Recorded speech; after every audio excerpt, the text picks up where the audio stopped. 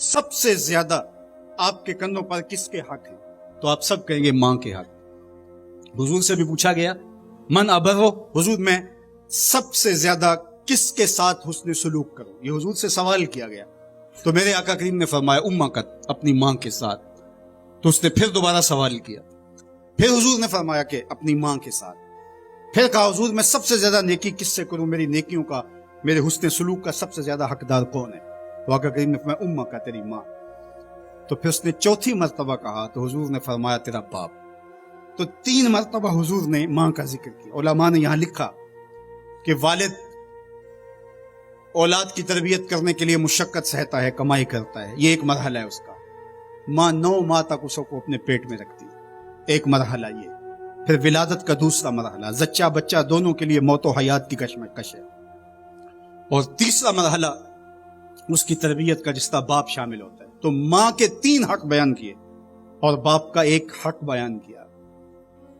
مجھے بتاؤ وہ ماں اور وہ باپ جو اولاد کو اپنی آنکھوں کا تارا اور نور نظر کہتی ہے، کیا اس کے حق ساری زندگی بھی کوئی لگا رہے تو ادا کر سکتا ہے؟ کسی نے کہا کہ میں نے ماں کو اپنے کندھوں پہ اٹھا کے حج کروایا اور موسم میں حدت اور گرمی اتنی تھی کہ گوشت کا ٹکڑا زمین پہ پتھر پہ ڈال دیا جاتا تو وہ بھن کے کباب بن جاتا، کیا میں نے اپنی ماں کا حق ادا کر دیا؟ کہا تیری ولادت کے وقت جو اس نے تکلیف سہی، اس تکلیف کے ایک جھٹکے کا حق بھی ادا نہیں ہوا۔ یہ تیری ماں ہے، کیا تو اتنی بے وفا ہو گئی ہے کہ اس ماں کی مرضی اب تیری مرضی نہیں رہی؟ وہ باپ جس کی ہڈیاں بھی درد کر رہی ہیں اور وہ مزدوروں والے اڈے پہ بیٹھا ہے، اور جب کوئی مزدور لینے آتا ہے تو اس سے صحیح طرح سے اٹھا بھی نہیں جاتا، پھر بھی کلی والا ڈبہ اٹھا کے آگے بڑھتا ہے۔ تو حقوق والدین کے جو ہے وہ بہت سارے ہیں، کہا تو اس کے ایک درد کے جھٹکے کا جواب بھی نہیں دے سکا۔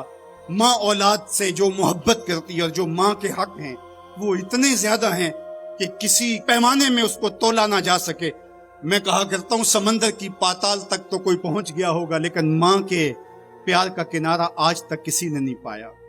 یہ سڑکوں کے کناروں پر بڑے بڑے ہیوی ترازو نصب کر دیے گئے ہیں، پورا کنٹینر تول لیا جاتا ہے، لیکن آج تک ایسا ترازو میں نے نہیں دیکھا جس پر ماں کے پیار کو بھی تولا جا سکے۔ ماں جب بولتی ہے تو اس کے لہجے میں جبریل بولتا ہے، ماں جب مسکراتی ہے تو لگتا ہے جنت کی ساری کلیاں کھل اٹھی ہیں۔ اللہ نے ماں کے سینے میں وہ درد، وہ درک، وہ محبت، وہ چاہت، وہ پیار کا جہاں آباد کر دیا کہ سید خورشید گیلانی نے کہا تھا کہ اونچے ہوٹلوں میں کھانا کھانے میں وہ سرور کہاں جو چولہے پر بیٹھ کے ماں کے ہاتھوں سے پکی ہوئی چپاتیاں کھانے میں ملتا ہے۔ اور کہا اونچے اونچے اسٹیجوں پہ حضرت صاحب، عالی جناب، مفتی صاحب، قبلہ عالم، کیا کیا لفظ سننے کو ملتے ہیں، لیکن ان لفظوں میں وہ چاشنی کیا جو ماں کی زبان سے اوئے مٹھو اور اوئے ببلو کے اندر رکھی گئی ہے۔ ماں کے سینے میں تڑپتی ہوئی ممتا اور محبتوں کا جہاں، اس کی کوئی مثال ہی نہیں ہے۔ ماں کو اتنا پیار کیوں ہے اور ساری زندگی ماں کے حق ادا کرتا رہے پھر بھی حق ادا نہ ہو، کیوں؟ اس لیے کہ ماں نے جنم دیا ہے۔ یہی جواب ہے نا آپ کا کہ ماں اتنا پیار اس لیے کرتے، اس کے حق کتنے ہیں کہ میرے حضور نے کہا پھر ماں، پھر ماں، پھر ماں۔ اتنے حق کیوں ہیں؟ اس لیے کہ اس نے جنم دیا ہے۔